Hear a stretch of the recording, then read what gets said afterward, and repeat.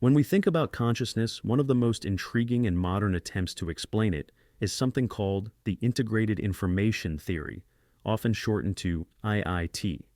This theory was introduced by the neuroscientist Giulio Tononi. It is not a simple story. Rather, it is a careful attempt to describe why consciousness feels the way it does, and why certain systems, like the human brain, seem to possess it. At the heart of IIT is a gentle question. Why does consciousness exist at all? If the brain is made of cells, and those cells are made of molecules, and those molecules are just particles, how do these small parts give rise to the vast, continuous field of awareness that you and I experience? Tononi's answer is that consciousness arises whenever a system has a high degree of integrated information.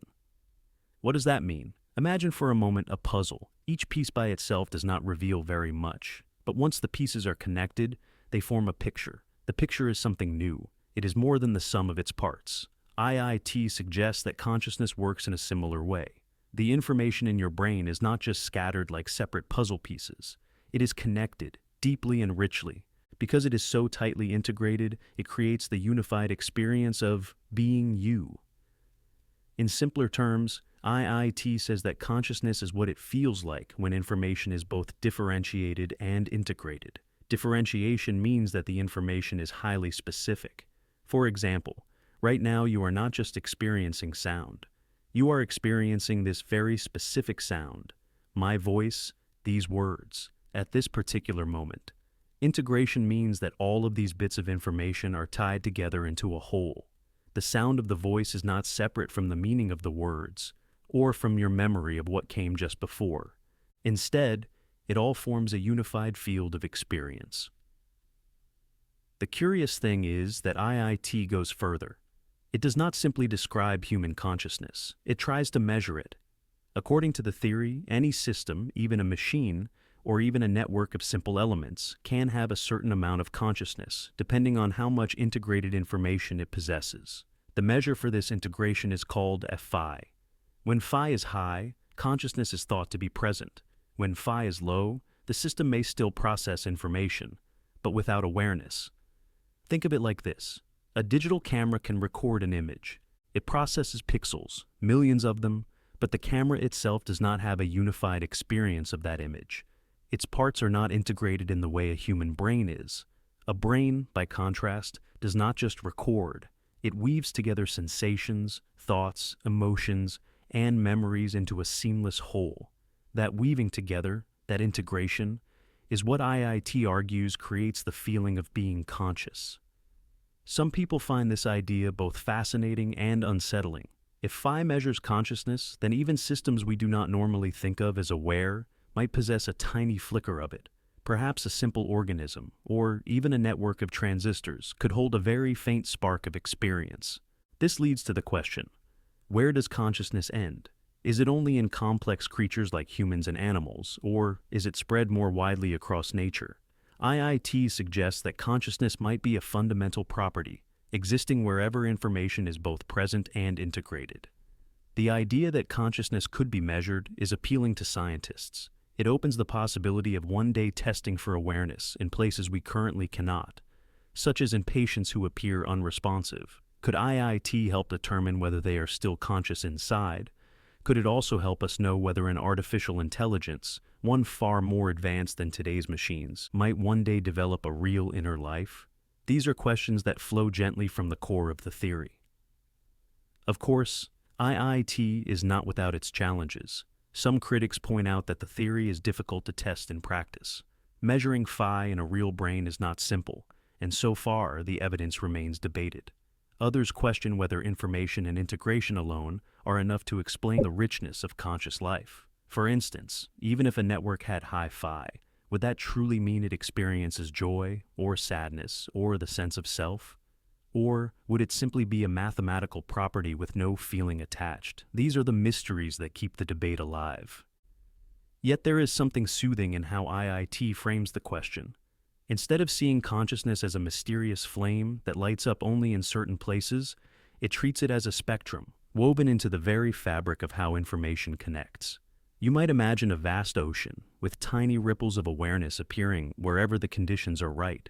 In some places, like in the human mind, The ripples grow into waves, forming the rich landscape of thought and sensation. In other places, they may remain small and almost imperceptible. When we think about our own experience through the lens of IET, it is humbling. Every moment you are aware, countless neurons are firing together, sharing information, integrating it across wide networks. Out of this silent coordination comes the gentle flow of your inner world, the sound of these words, the faint images in your mind, the steady rhythm of your breathing. It is as if your brain is a quiet orchestra, playing a piece so seamless you hardly notice the instruments, only the music of awareness itself. Whether or not IIT provides the final answer, it offers us a soft reminder. Consciousness may not be something separate from the physical world. It may be what the physical world feels like when it is arranged in a particular way, a way that is both full of detail and yet also whole, like a tapestry where each thread matters, but only together do they create the pattern. And so, as we reflect on this theory, it encourages a calm curiosity. Perhaps our awareness is not a miracle outside of nature, but a natural unfolding of how information organizes itself. Perhaps, too, the universe holds more sparks of consciousness than we normally imagine. When we think about consciousness, one of the first questions that arises is simple, yet mysterious. How does the brain turn information into experience? The Global Neuronal Workspace Theory, or GNWT, offers a gentle but powerful attempt at an answer. At its heart, this theory suggests that the brain is like a stage. Many small actors are performing in the shadows, but only a few of them step into the spotlight. Those that do are broadcast across the whole theater, visible and available to the entire audience. In the same way, GNWT proposes that countless processes happen unconsciously in the brain, but some pieces of information become global. They enter a workspace where different parts of the brain can access them. This global broadcast, according to the theory, is what we call consciousness. Let's slow down and picture this more clearly. Imagine walking through a busy city street. Your senses pick up thousands of signals at once. The sound of footsteps, the color of shop windows, the smell of roasted coffee, the faint memory of a past conversation, even the tiny sensation of your shoes pressing against the pavement. All of this floods into your nervous system, but you do not consciously notice every detail. Most of it remains backstage. What makes it to your awareness, perhaps the sudden sight of a friend waving to you across the street, is what the brain has chosen to broadcast on the main stage. That spotlight of awareness is the global neuronal workspace in action. The idea came from cognitive scientists like Bernard Bars, and later it was expanded and tested by neuroscientists such as Stanislas Dehaene. They imagined the brain as a system of specialized modules. Some areas deal with vision. Others handle hearing. Some are devoted to memory, to language, or to planning movement. Each module can work on its own quietly, and most of the time it does. But for us to have a unified conscious experience, information from these areas must be shared widely. The global workspace is a kind of neural hub where this sharing occurs. Now, think of your brain as a company. Different departments are working separately. Accounting, marketing, design, research. If they never talk to each other, the company as a whole cannot function smoothly. But when one department discovers something important, like a sudden shift in customer demand, it must be communicated to everyone else. That message is sent to a global boardroom where all departments are informed. GNWT suggests that consciousness is like this boardroom announcement. The brain holds meetings, in a sense, where selected information is distributed across multiple systems. One of the most intriguing aspects of this theory is how it separates conscious from unconscious processing. For example, researchers have shown that we can process written words even when we do not consciously notice them. In experiments, a word flashed too quickly for us to recognize still influences how we respond to later words. The information is processed, but it does not enter the global workspace. Only when a word lingers long enough, or when attention highlights it, does it become consciously accessible. This shows that not everything the brain does needs to be conscious. Most of the work happens quietly, behind the curtain. Have you ever driven a familiar route, perhaps from home to work, and realized that you barely remember the journey? Your brain handled the details automatically. It kept you safe, obeyed traffic signals, adjusted your movements, all without needing to broadcast every detail into awareness. Consciousness in GNWT is precious space. It is reserved for information that is useful, surprising, or relevant for decision-making. The theory also explains why conscious thought feels unified. We do not experience vision separately from hearing, or memory separately from planning. Instead, when something reaches awareness, it seems to blend seamlessly into a single flow of thought. GNWT suggests this happens because the global workspace connects distant brain regions, creating a network of neurons that can all access the same piece of information. In other words, consciousness is not located in one tiny part of the brain, but in the communication between many parts. To make the picture even more vivid, consider a lighthouse shining across the dark sea. Ships scattered far apart can all see its beam. Similarly, when a piece of information becomes conscious, it is like a light cast widely across the brain. Vision, hearing, memory, planning, and emotion can all tune into that light. The information becomes available everywhere, guiding thought, speech, and action. This theory also raises interesting questions about machines and artificial intelligence. If consciousness is about broadcasting information across a network, could a sufficiently complex computer one day achieve something similar? Would it need a workspace where modules of vision, memory, and reasoning all share data? Or is there something uniquely biological about neurons that makes this possible? GNWT does not settle the question, but it gives us a framework to wonder. Another gentle insight is how this theory connects to our daily lives. It suggests that attention is like a gatekeeper to the global workspace. When you focus on something, a word in a book, a sound in the distance, you are allowing that piece of information into the spotlight. Meditation practices which train attention might therefore influence how often and how clearly information reaches consciousness. It is a reminder that our awareness, though it feels automatic, can also be cultivated. Yet, GNWT is not without its mysteries. Critics ask, why does global broadcasting feel like anything at all? Why is there a subjective glow, a feeling of experience when information is shared? This is sometimes called the hard problem of consciousness. GNWT explains the function of awareness, but the feeling itself, the inner movie of being alive, remains elusive. Still, the theory gently invites us to see the mind as a dynamic, connected network. Consciousness, it says, is not everywhere, but it is not nowhere either. It is the selective sharing of information, a luminous broadcast inside the silent theater of the brain. As you let these ideas settle, think of your own awareness right now. Out of all the sensations, memories, and thoughts happening in your brain, one stream has entered the spotlight, the stream of these words. They are being broadcast in your own neuronal workspace, woven into the fabric of your consciousness. And just like that, theory becomes lived experience. Let's ease into the idea of higher-order theories of consciousness, often called HOTS. These theories try to explain why consciousness feels the way it does, and why we are aware of our own mental states. They belong to a family of ideas that suggest consciousness is not just about having experiences, but about knowing that you are having them. Imagine sitting quietly and noticing a warm cup of tea in your hand. You don't just feel the warmth, you're also aware that you're feeling it. This awareness of awareness is what HOTS try to capture.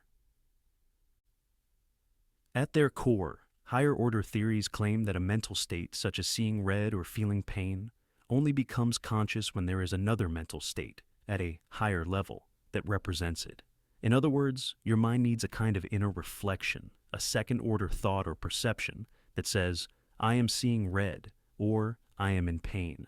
Without that higher-order awareness, the sensation would still happen, but it would not feel like something. It would remain unconscious, like the unnoticed processes that regulate your breathing or blood pressure. A simple way to picture this is with mirrors. Imagine a room with many objects in it, like a chair, a book, and a lamp. If there's no mirror, the objects are still there, but they're unnoticed. The higher-order theory suggests that when a mirror reflects the chair, the book, and the lamp, you can suddenly see them. Consciousness, then, works like that mirror, showing you your own inner states. Now, not all hot theorists agree on what form this mirror takes. Some say it comes in the form of higher-order thoughts, while others describe it as a higher-order perception. The difference might seem subtle, but it matters. If it's a thought, then consciousness depends on your mind forming the belief or judgment, I am seeing this. If it's a perception, then it's more like a mental image. Your mind perceives its own state the way it perceives the world. Consider the example of pain. If you stub your toe, a first-order state represents the throbbing sensation. That's automatic. But according to Hotz, you only become conscious of the pain when another mental state arises that says, I am in pain. This extra layer is what turns raw input into a felt experience. What makes Hotz attractive is that they seem to explain the difference between conscious and unconscious processes. For instance, think of blind sight, a condition where a person with damage to their visual cortex can respond to objects they claim not to see. They might correctly guess whether a line is horizontal or vertical, even though they report no visual awareness. Hotz would say that in these cases, the first-order states exist. The visual system still registers information, but the higher-order states don't. Without that higher reflection, the person has no conscious sight, even though part of their brain processes the image. This idea helps make sense of why so much of our mental life runs quietly in the background. Your brain processes colors, shapes, sounds, and sensations all the time, but only some of them rise into the spotlight of consciousness. Hotz say that spotlight comes from the higher order layer. Now, there are challenges. One common criticism is that Hotz might require too much. If being conscious means always having a higher order thought, does that mean infants or animals lack consciousness if they can't form those kinds of reflective thoughts? Some argue that Hotz risk excluding too many beings we usually think of as conscious. Others worry about what happens when higher-order thoughts misfire. Imagine having the thought, I am in pain, when there is no first-order pain. Would that create a conscious illusion of pain? If so, then Hotz might suggest that hallucinations or false memories are built into the very fabric of how consciousness works. Despite these difficulties, Hotz remain an influential way of thinking. They shift the question of consciousness away from the raw experience itself and toward the relation between experiences. Instead of asking, what does it feel like to see red? Hotz ask, what does it take for me to know that I am seeing red? This subtle change reframes the mystery of consciousness as one of representation and self-awareness. The curious thing is how Hotz highlight the layered nature of the mind. They suggest we are not just beings who see, hear, and feel, but beings who also monitor and represent our own inner lives. Consciousness, then, might be the mind turning inward, like a lighthouse beam that not only illuminates the ocean, but also catches sight of itself. And perhaps that is why Hotz resonate with so many thinkers. They make room for the reflective quality of human experience, the sense that we not only live through the world, but also notice ourselves living through it. Consciousness has often been described as a mirror reflecting itself. One way to understand this is through what are called re-entry theories. At their heart, these theories suggest that the brain's different areas are not working like separate islands. Instead, they are constantly talking to each other, sending signals back and forth in looping, recursive patterns. Imagine a hall of mirrors. You look into one mirror, and it reflects into another, which reflects back again. This looping doesn't just create endless repetition, it shapes something new, an integrated image. Re-entry theories propose that consciousness works much the same way. The brain achieves awareness not by passing information in a straight line, but by weaving it back on itself in a constant exchange. Why is this important? Because it helps explain how different parts of the brain, vision, hearing, memory, emotion, come together into one unified experience. Without this re-entrant looping, you might have colors without shapes, sounds without meaning, or feelings without context. Instead, the brain's back and forth chatter pulls everything into coherence. Now, let's bring this into a simple picture. Think of a choir. Each singer could sing alone, but it's the repeated exchange, the hearing of one another, and the subtle adjustments that create harmony. Consciousness may be the harmony that emerges from this ongoing exchange between brain regions. Closely connected to this looping idea is another approach called predictive processing theory. At first glance, it may sound very technical, but its core is simple. the brain is constantly guessing what will happen next. Rather than just waiting for the world to send information in, your brain is always a step ahead, predicting what you're likely to see, hear, or feel. When you open your eyes to a room, your brain doesn't process each pixel of light one by one. Instead, it already has a model of the room in mind, predicting where the table should be, how the light should fall, and what sounds might follow. In this way, perception is less like a camera passively recording and more like a storyteller filling in details, correcting itself when needed. When something doesn't match the prediction, say, a chair is missing, or an unexpected sound rings out, the brain adjusts, like an editor rewriting the script. A useful metaphor here is weather forecasting. Imagine meteorologists predicting tomorrow's weather. They use models, patterns, and probabilities. If their forecast says sunny, but tomorrow arrives with heavy rain, the model gets updated. In predictive processing, your brain is the meteorologist, constantly running forecasts about your surroundings and adjusting when surprises occur. This model also applies to more subtle experiences. Think about listening to a familiar song. You can almost anticipate the next note or lyric before it arrives. That's predictive processing at work. The brain isn't just reacting, it's forecasting, always slightly ahead of the moment. Now, when we connect predictive processing with re-entry theories, an intriguing picture appears. Consciousness may not be about raw input at all, but about the balance between what we predict and what reality tells us. Awareness might arise in the space between expectation and correction, where loop networks compare guesses to incoming signals. Have you ever noticed how a sudden unexpected event, a loud bang, a flash of movement, snaps you into sharp awareness? That might be consciousness at the edge of prediction. The brain predicted calm, but reality offered surprise, and the re-entry loops pulled everything into alignment again, giving rise to vivid awareness. Some thinkers suggest this means that consciousness is less about perceiving the world as it is, and more about perceiving the world as your brain expects it to be. What you see and hear is shaped not just by light and sound, but by what your mind thinks should be there. It's as though your brain paints the canvas first and lets the world fill in the missing strokes. This might explain why optical illusions are so captivating. Your brain predicts one interpretation of an image, even when another is possible. The famous duck-rabbit drawing, for example, your perception flips back and forth because your predictive system can't quite decide which model to settle on. The curious thing is, both re-entry and predictive processing highlight the active role of the mind. Rather than being passive, the brain is constantly shaping, correcting, and harmonizing. Consciousness is not a spotlight shining on the world, but more like a conversation, a negotiation, an ongoing dance between what is expected and what is real. And perhaps this is why consciousness feels so seamless. Even though the brain is performing millions of corrections every second, you don't notice the edits. You experience a continuous flow, like watching a movie without seeing the cuts between frames. Now, as you let your thoughts slow, it's worth reflecting. Consciousness in these views isn't something mysterious floating above the brain. It's the brain doing what it does best, communicating with itself, predicting and revising, like a gentle tide, pulling in and out, adjusting with each wave. As you drift further into relaxation, imagine your thoughts like these waves, each one rising with prediction, falling with correction, and looping back again, endlessly harmonizing. This quiet back and forth may not just be how the brain works, it may be the very rhythm of awareness itself. Now, we'll explore a theory of consciousness that blends attention, awareness, and self-modeling into one elegant explanation.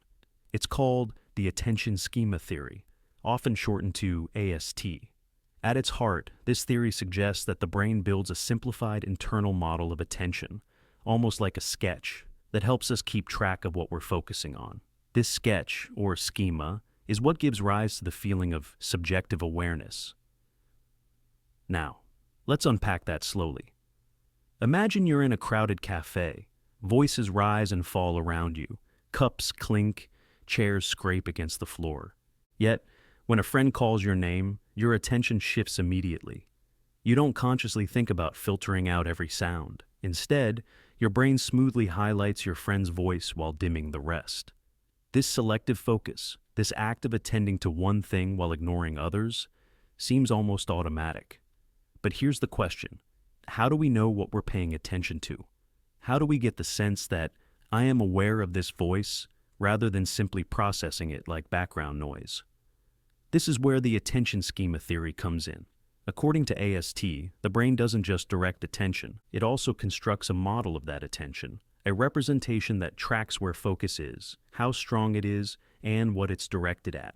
Think of it like a map, not of the external world, but of your own spotlight of attention. A useful analogy is a smartphone weather app. Your phone can't capture every detail of the atmosphere. Instead, it creates a simplified model, a sun icon for clear skies, a cloud for rain. It's not reality itself, but a practical guide that helps you navigate the world. In the same way, your brain can't process every detail of its vast, complex neural attention networks.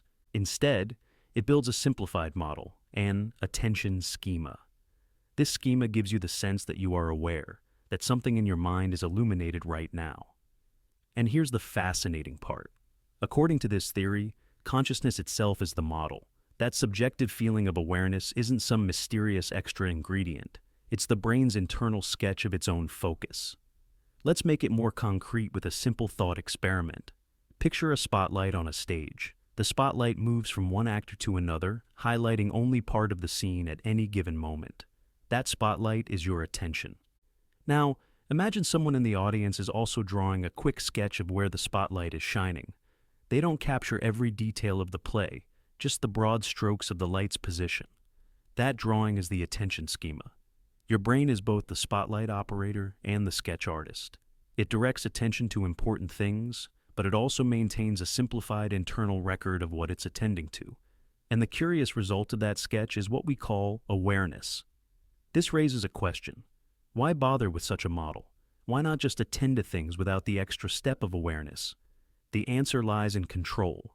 By keeping track of attention in this simplified way, the brain gains the ability to predict and manage it more effectively. Think about walking through a busy street. If you only attended to stimuli without monitoring, you might be pulled randomly from billboard to car horn to passing conversation. But with a schema of attention, your brain can say, I am focusing on crossing the street. This self-model stabilizes and directs your behavior. In that sense, AST suggests consciousness is not an accident or a byproduct. It's a functional tool. It evolved because organisms that could model their own attention had a survival advantage. They could better control their focus, resist distractions, and coordinate complex behaviors. Some researchers even suggest this explains why we attribute awareness to others. When you see another person looking intently at something, your brain uses its own attention schema to infer they are aware of that. This is how we build a theory of mind. We don't just assume others are moving automatically. We imagine them as conscious agents because we use the same internal model to understand ourselves. And yet, AST also carries a subtle twist. Because the schema is simplified, it leaves out the underlying mechanics. You don't experience neurons firing or networks shifting signals. Instead, you simply feel, I am aware. The illusion of a mysterious, intangible consciousness might come from the fact that the brain's internal model is deliberately incomplete. It's like looking at a cartoon drawing. You see meaning, not the messy details. Have you ever noticed how fleeting awareness can be? One moment you're absorbed in reading, the next you realize you've been daydreaming. In AST, this makes sense. Your attention schema updates constantly, shifting as the spotlight moves. Consciousness is not fixed, it's a flowing sketch, redrawn moment by moment. This leads to an interesting implication. Maybe there is no deep inner light at all. Instead, there's only the brain's running commentary on its own focus. Awareness feels rich and continuous, but it might just be the product of this ever-updating model. To some, this can sound deflationary, almost like reducing magic to mechanics. But think of it another way. The fact that a sketch can feel so vivid, that a simplified model can become the very texture of lived experience, is itself extraordinary. It means our brains are not just machines reacting to inputs. They are storytellers, weaving a narrative of focus and awareness that guides our every move. And isn't that a strangely comforting thought? that what we call consciousness might simply be the mind's quiet sketch of itself. Not a hidden flame, but a gentle tracing, always adjusting, always updating, always keeping track of what matters. So, the attention schema theory gives us one possible answer to the riddle of consciousness. It tells us that awareness is not an extra force floating above the brain, but a practical model the brain uses to manage attention. Like a map of focus, it guides behavior, stabilizes perception, and lets us make sense of ourselves and others. Unlimited associative learning, or UAL, is a theory about what separates basic forms of learning from the kind of learning that might point to consciousness. The idea is simple to state. A conscious system should be able to form unlimited associations between different concepts, events, and experiences, and then use those associations flexibly in new situations. That's why it's called unlimited associative learning. It suggests there should be no hard limit to how many patterns or relationships can be built and recalled. Now, what does that really mean? Think about the difference between a moth drawn to light and a human remembering a childhood song. The moth's behavior is guided by a fixed built-in response. It learns in a narrow sense, but the scope is limited. Humans, by contrast, can connect a melody with a time, a place, a feeling, even an abstract idea like nostalgia. We can combine that memory with another, perhaps linking the same song to a novel or a film. That's associative learning at work, but stretched far beyond the basics. UAL, as a concept, suggests that consciousness might depend on this ability to go beyond limited associations. It isn't just about learning one rule or habit. It's about making endless links, weaving new connections, and then applying them in flexible, sometimes surprising ways. Imagine a child learning language. At first, the child hears words and connects them to objects. Dog goes with the furry pet, ball with the round toy. But quickly, the associations multiply. The child learns that dog can also mean a cartoon character, or a stuffed animal, or even an idea in a story like loyalty. There's no strict ceiling to these associations. They can keep branching out. This branching ability is what researchers think might be tied to conscious awareness. Some animals demonstrate impressive associative learning.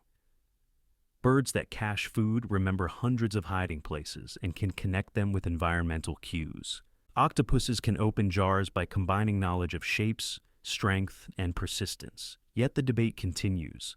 Do these abilities show true UAL, or are they still bounded by specific limits? The unlimited part is key here. If the system eventually hits a wall, if it can only combine a certain number of associations, perhaps it does not qualify as fully conscious. To see why this matters, let's look at artificial intelligence. A program might be trained to recognize cats in pictures. That's associative learning, but it's narrow. Expand the training, and the program might also connect cats with words like meow, or with video clips, or with internet memes. But can it freely build new associations the way a human does, linking a cat not just to a picture, but to a memory of a pet, then to a feeling of comfort, then to an abstract idea of home? That leap, from limited to unlimited, is where the line might be drawn. The curious thing is that UAL provides not only a test for consciousness, but also a practical framework for studying it. Instead of asking, does this creature or machine feel? A very difficult question, we can ask, can it demonstrate unlimited associative learning? If the answer is yes, then consciousness might be present. If no, then perhaps not.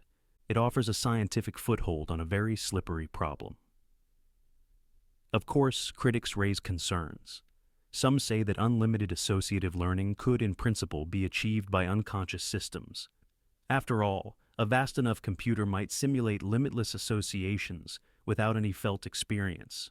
Others argue the opposite, that consciousness may exist in simpler forms even without UAL, and the theory risks being too strict. Yet, UAL remains attractive because it ties together two things we can observe: behavior and learning capacity. It avoids making assumptions about subjective experience, which is notoriously hard to measure. Instead, it asks us to watch what an organism or system can actually do with information. Here's a way to picture it. Imagine a giant library with endless shelves. Limited associative learning is like a small reading room. You can borrow a few books, make a handful of notes, and maybe draw some connections. Unlimited associative learning, though, is like being able to walk the whole library, linking ideas from every section, history with poetry, mathematics with art, science with mythology. Consciousness, in this view, is like having the freedom to wander that library without being confined to one room.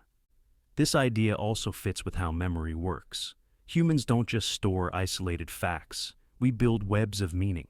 A single smell might call forth a memory of childhood, which then sparks an image of a place, which then stirs an emotion. That cascade shows the mind's ability to link across different domains, far beyond the basics of conditioning. One more example can help anchor the thought. Picture a dog trained to sit when it hears the word sit. That's associative learning, but limited.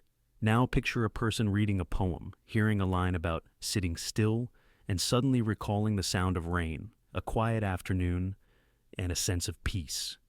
The associations spill outward, weaving endlessly. This richness may be what consciousness requires. In all Recurrency. So, unlimited associative learning isn't just about memory or behavior. It's about the potential for boundless connections.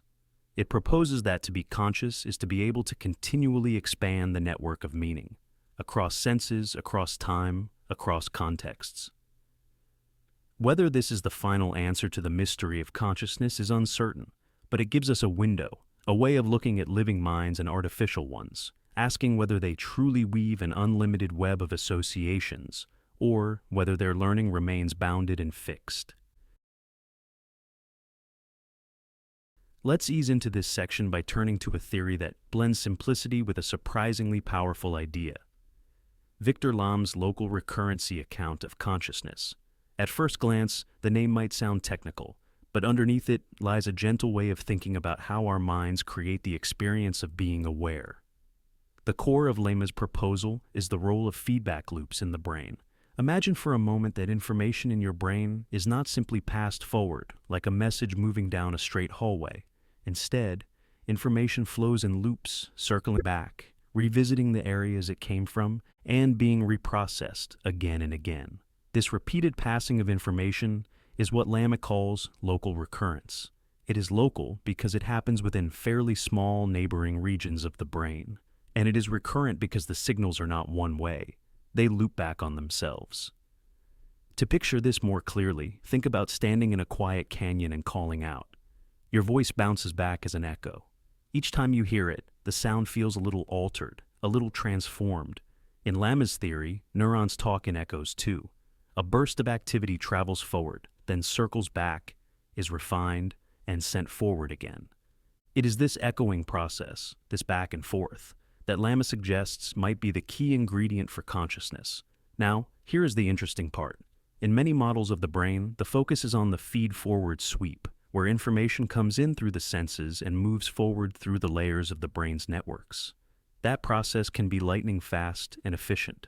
But Lamme argues that pure feed-forward processing is not enough to give rise to conscious experience. You can process visual input, identify patterns, even make decisions, all without the felt sense of being aware.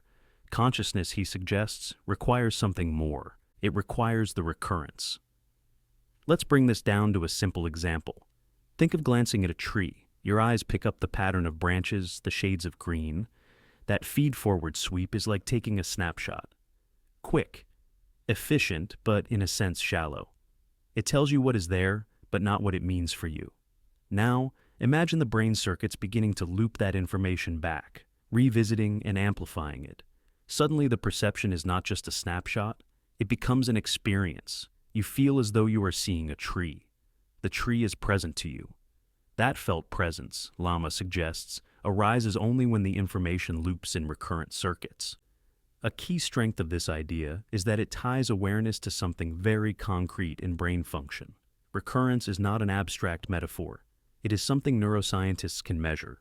They can look for feedback connections between neurons, trace how signals return, and map how recurrent processing differs from feed-forward alone. When experiments compare brain activity during conscious and unconscious perception, they often find exactly what Lamme's account predicts, that conscious perception goes hand in hand with a recurrent activity. For instance, If an image flashes briefly on a screen, your brain might process it unconsciously. A feed-forward sweep runs its course. But if the image lasts long enough, or is reinforced in some way, recurrent processing kicks in, and suddenly the image enters your awareness. It becomes part of your lived experience. The difference between unconscious and conscious vision may lie not in whether the brain has processed the information, but in whether that information has circled back through recurrent loops. This way of thinking has a gentle elegance to it. It reminds us that consciousness might not require vast, mysterious computations spread across the whole brain. Instead, it could emerge from something local, something small scale, but structured in just the right way. Local recurrence may be like a spotlight that turns mere processing into felt experience. Of course, this account also raises questions. If recurrence is the key, does that mean every recurrent process in the brain is conscious? Lamme would say no. Not all loops create awareness. The loops have to involve the right kind of information, often sensory content that can be integrated and stabilized. Recurrence is necessary, but not by itself sufficient. That subtlety is important.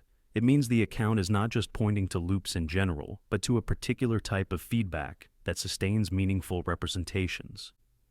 You might also wonder, does this theory explain the rich, continuous stream of consciousness we experience? After all, life is not just a series of snapshots becoming conscious here and there. It is a flowing river of awareness. Lamme's idea fits into this by suggesting that recurrent processing is happening constantly, in overlapping waves. While one loop sustains awareness of what you are seeing, another loop might sustain awareness of what you are hearing, and yet another of what you are feeling inside your body. Together, these loops weave the fabric of a unified conscious field. What makes this account intriguing is its modesty. It does not try to solve every mystery of consciousness in one stroke. Instead, it zooms in on a specific mechanism, local recurrency, and shows how it might be the dividing line between unconscious processing and conscious perception. In that sense, Lamme's contribution is like a quiet but steady note in the larger symphony of theories. Have you ever noticed how awareness sometimes lingers on an image, a sound, or a thought, as if circling back again and again? That lingering quality may be your mind's recurrency in action. The brain is not simply reacting. It is re-examining, revisiting, and in doing so, transforming information into the felt texture of experience. And so, when you think about consciousness through Lamme's local recurrency account, you can imagine a hall of quiet echoes inside the brain. Each echo is not a mere repetition, but a deepening. Each loop brings the world a little closer, until it is not just processed, but truly lived. Imagine the simple act of noticing yourself. You feel your breath, you sense the room around you, and quietly, you know that you are here. This is the doorway into Antonio Damasio's theory of consciousness, which he describes as the self comes to mind. Damasio, a neuroscientist, has spent decades studying how our brains generate the feeling of being a self. At the core of his idea is something beautifully simple. Consciousness is not just raw experience, but the weaving together of body and mind into a story of me. In other words, your brain doesn't simply register what's happening around you, it also constantly registers what's happening within you. The beating of your heart, the steadiness of your breathing, the warmth of your skin, all of these subtle signals create the foundation for your sense of self. He calls this foundation the proto-self. It is not reflective or verbal. It doesn't think in words or pictures. Instead, it is the ongoing map of the body that the brain keeps updating moment by moment. You could say it's like a quiet background hum, always there, anchoring you to your physical existence. Have you ever been suddenly aware of your heartbeat during a moment of stress? That sensation is part of the proto-self surfacing into awareness. But consciousness does not stop there. Damasio explains that from the proto-self comes something richer, the core self. This is when the brain begins to connect the state of the body with experiences from the outside world. Imagine sipping a warm drink on a cold evening. Your body registers comfort, your brain links it to the taste and the warmth of the cup. And together, a little story is created. I am here, and this is happening to me. That's the core self. It is not permanent. It flickers in and out with each new experience, renewing itself as the world and your body shift. Then, built upon this, is the autobiographical self. This is where memory and imagination come in. Here, the brain uses your history, your learned knowledge, and your imagined future to extend that sense of me. If the core self is the present moment, the autobiographical self is the larger narrative, the sense that you are the same person who was a child long ago, the same person who might achieve something tomorrow. Damasio sees this layered process as essential for human consciousness. The beauty of his theory lies in how grounded it is in biology. Unlike purely philosophical views that treat consciousness as abstract, Damasio reminds us that it is deeply physical. Your awareness of being you is inseparable from the signals of your body. In fact, he argues that emotions and feelings are not separate from consciousness, they are at the heart of it. A body that feels is a body that becomes aware. Now, let's pause here. Think about the phrase self comes to mind. What it suggests is not that the self is already complete and then remembered, but that the self is constantly being constructed, rebuilt moment after moment as your brain integrates the body's signals with its understanding of the world. Consciousness is not a fixed object. It is a process, alive and changing, as delicate as a flame that renews itself with every flicker. A helpful way to picture this is to imagine a theater.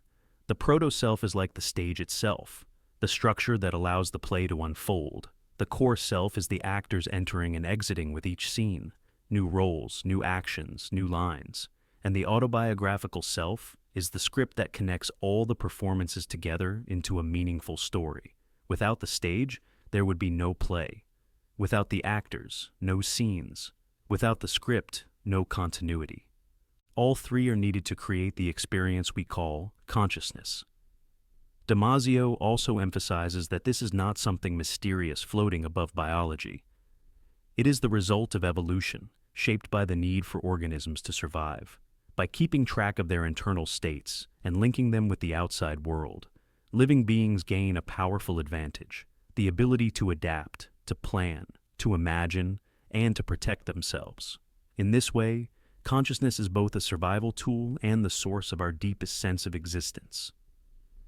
But there is something poetic here as well. If the self is constantly being rebuilt in the present, it means that we are never fully fixed. Each new experience reshapes who we are. In Damasio's view, the self is not a rigid entity, but a flowing narrative, continuously authored by body and mind together. Have you ever felt like a different person after an illness, a moment of joy, or a profound loss? That shift is the self being rewritten. And yet, through all this change, there is still a thread of continuity. The body keeps updating its maps, the brain keeps telling its stories, and we keep feeling that steady presence of I am. This is what makes Damasio's theory both scientific and comforting. It tells us that our awareness is not an illusion, nor is detached from reality. It is rooted in the living processes of our bodies, yet flexible enough to grow and transform. As you let these thoughts settle, notice how it gently circles back to you. Right now, as you listen, your proto-self is humming with signals from your heart and lungs. Your core self is linking those sensations with the sound of these words. And your autobiographical self is storing this as part of your ongoing story. Perhaps a memory of drifting into sleep while exploring big ideas. Imagine lying back, letting your thoughts slow down, while we explore one of philosophy's boldest positions on the nature of mind. At its core, reductive eliminativism suggests something rather surprising: that many of the concepts we use to talk about the mind, like beliefs, desires, and feelings, might not actually exist in the way we think they do. Instead, these familiar words could be placeholders, rough guesses, or even mistakes that future science will eventually replace with a more accurate understanding of what's really happening inside the brain. Think about how people once believed in phlogiston, a mysterious substance thought to be released during burning. For centuries, it was considered real. Later, science replaced it with oxygen and chemical explanations. The old idea simply dissolved into history. Reductive eliminativists wonder if beliefs and desires might share a similar fate. Could it be that future neuroscience will show us only patterns of firing neurons, electrical signals, and chemical flows, with no need to reference belief or fear at all? This is a radical thought. After all, we live by these words. You might say, I believe it will rain tomorrow, or I want some tea before bed. It feels undeniable that these states exist. But reductive eliminativism whispers a challenge. Perhaps what you really mean is that your brain, in its complex network of connections, is simply in a particular state, a state that current language fails to describe accurately. Chicken, here's an analogy. Imagine trying to understand the internet by calling it a series of tubes, as some once did. The metaphor isn't wrong in spirit, but it doesn't capture the reality of global fiber optic cables, data packets, and intricate digital protocols. In the same way, beliefs might be our folk metaphors for something more intricate and hidden beneath the surface of consciousness. But here's the curious thing. If reductive eliminativism is correct, what does that mean for how we live? Suppose you tell yourself, I believe in myself. If that phrase is only a cultural shorthand and not a description of a real mental state, does it lose its meaning? Or do we keep using it, much like we keep saying sunrise and sunset, even though we know the sun doesn't literally rise or set? Some philosophers argue that even if beliefs and desires are scientifically false, they are still practically useful. They help us navigate the world, communicate with each other, and create shared meaning. Others counter that clinging to them might be like holding on to astrology when astronomy offers more precise maps of the stars, comforting perhaps, but misleading. Now, think of neuroscience advancing to a point where we can read brain states directly. Imagine doctors diagnosing misfiring in the prefrontal cortex instead of saying someone can't make up their mind, or perhaps therapists guiding patients through dopamine regulation strategies rather than helping them rebuild self-belief. This shift would change not just science, but language, culture, and even how we experience ourselves.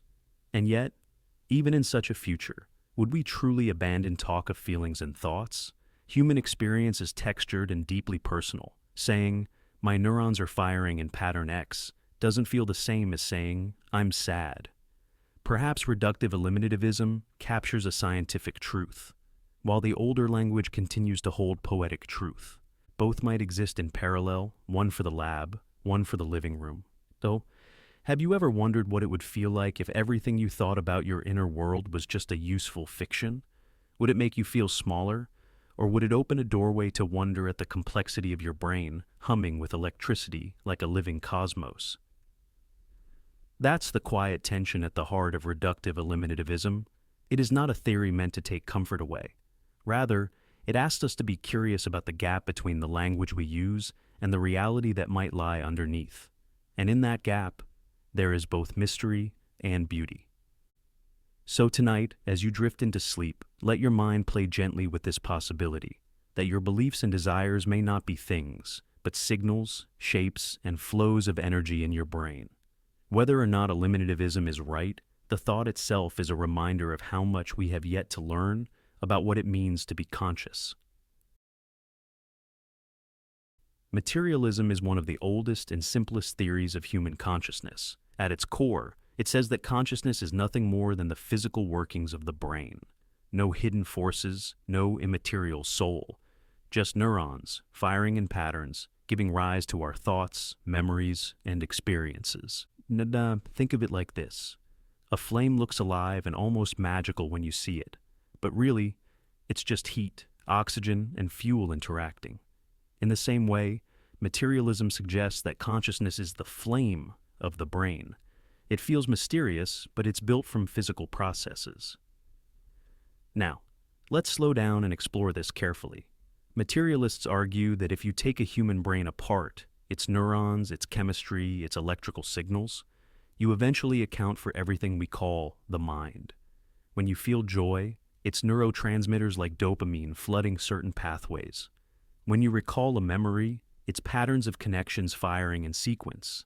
Even the sense of self, that feeling of I am me, is thought to be a construction of brain activity.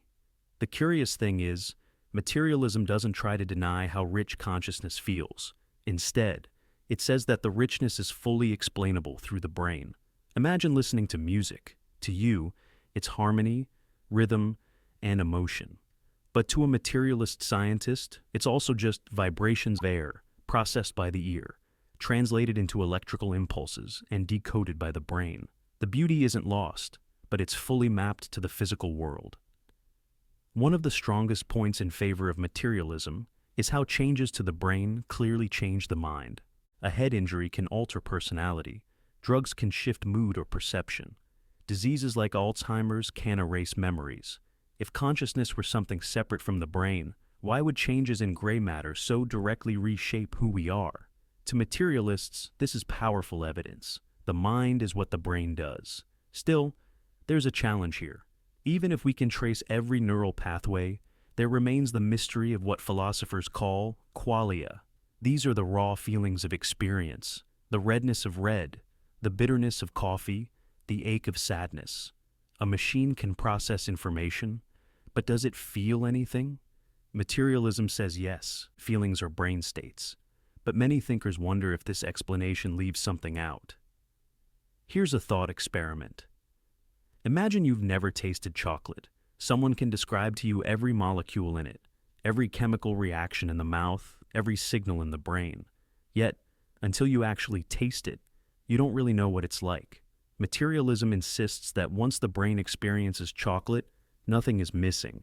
It's all accounted for in those physical interactions. But for critics, that leap from description to experience is where the mystery of consciousness lives. Materialism also has interesting implications. If it's true, then building an artificial brain that perfectly mimics human neurons might eventually create consciousness. Not a simulation, but a real feeling mind. This is why debates about artificial intelligence are so deeply tied to philosophy. If materialism holds, then consciousness could, in principle, be engineered. At the same time, materialism can feel unsettling. If all we are is brain activity, then perhaps free will is just an illusion, the outcome of deterministic chemistry and physics. Our choices might not be as free as they feel, but instead, the result of causes reaching back into the past. Some people find this view bleak. Others find it liberating, because it roots us in the same physical universe as everything else, without mystery or superstition. You might ask, if materialism is so straightforward, why does consciousness still feel like one of the greatest puzzles in philosophy? The answer lies in perspective. From the outside, scientists can explain brain states. From the inside, we live those states as experiences. Bridging that gap, the objective and the subjective, is where the tension lies. Think of it like watching a sunrise. Astronomers can describe exactly how the Earth rotates, how light scatters through the atmosphere, how wavelengths bend. But to you, watching the sky fill with pink and gold, the experience is personal and vivid. Materialism says those are two views of the same event. The science explains the sunrise, and the consciousness of it is simply the brain registering those details. Yet, many still feel that the poetry of the moment cannot be reduced so easily. What's calming to remember is that materialism doesn't erase wonder. Instead, it moves the wonder into the brain itself. Our skulls hold billions of tiny cells, each exchanging ions and signals, and together they give rise to art, language, dreams, and love. That is extraordinary in its own way. Have you ever considered that your sense of you is just a particular set of neurons, active right now, sustained by blood flow and chemistry? Tomorrow, a slightly different pattern will fire, and yet you'll still feel like yourself. To a materialist, this continuity is one of the most elegant illusions of the brain. And so, materialism invites us to see consciousness not as something outside nature, but as a natural phenomenon, like weather, or magnetism, or gravity. It is complex, yes, but not beyond the reach of science. Imagine holding a coin in your hand. One side gleams under the light, the other casts a soft shadow. They seem like opposites, but they're really just two faces of the same thing. You can't have one without the other. This simple image is one way to ease into a deeper idea about consciousness, a view called Dual Aspect Monism. Now, let's explore what that means. At its core, dual aspect. Monism is a theory about the relationship between the mind and the body, but unlike other theories that say the mind is made of something different from the body, or that the mind doesn't really exist at all, dual aspect monism suggests something else entirely. It tells us this: there's only one kind of substance in the universe, but it shows up in two ways. Two aspects, one reality. Think of light again. Depending on how you observe it, light behaves either like a wave or like a particle. Scientists don't say there are two lights. They say there's one thing that can appear in two different ways depending on the context. In the same spirit, dual aspect, monism says that mind and matter are just two different aspects of the same underlying thing. Not two separate things, not one thing pretending to be two, but one thing expressing itself in two ways. This idea goes all the way back to philosophers like Baruch Spinoza in the 1600s. He believed that everything in the universe was part of a single substance, and that both mental and physical properties came from this one source. He called it God or nature, but not in a religious sense, more in a deeply unified, cosmic sense. So, in dual aspect monism, when you think a thought or feel a sensation, you're not looking at something separate from your body. You're experiencing just one side of what's really going on. The physical activity in your brain, that's the other side. Two perspectives, one underlying event. Here's another way to picture it. Imagine a beautiful painting on a canvas. From the front, you see colors, shapes, and textures. But flip it over, and you'll see the canvas fibers, maybe some paint bleeding through, maybe a signature on the back. The front is the experience, what it feels like to be conscious. The back is the physical structure that supports it. Both sides belong to the same painting. You can't tear them apart without destroying the artwork. Dual aspect. Monism gently reminds us, don't try to split the mind from the body. They're woven together. Now, let's contrast this with other views. Dualism, made famous by Descartes, claims the mind and body are entirely separate substances, like oil and water. That view leads to tough questions, like how something non-physical can push something physical around. How can a ghost move your hand? Materialism, on the other hand, says everything is physical, even the mind. It reduces thoughts and feelings to brain chemistry, neurons, and electric signals. In this view, what we call consciousness is just a fancy illusion created by the brain. Addendum, dual aspect. Monism walks a different path. It doesn't reduce one side to the other. It doesn't say one is real and the other is fake. Instead, it says they're both real, and they both matter. Have you ever felt something so deeply that you couldn't find the words for it? Maybe the memory of a place you love, or a song that brings back an old feeling. There's a part of experience that feels more than just brain waves.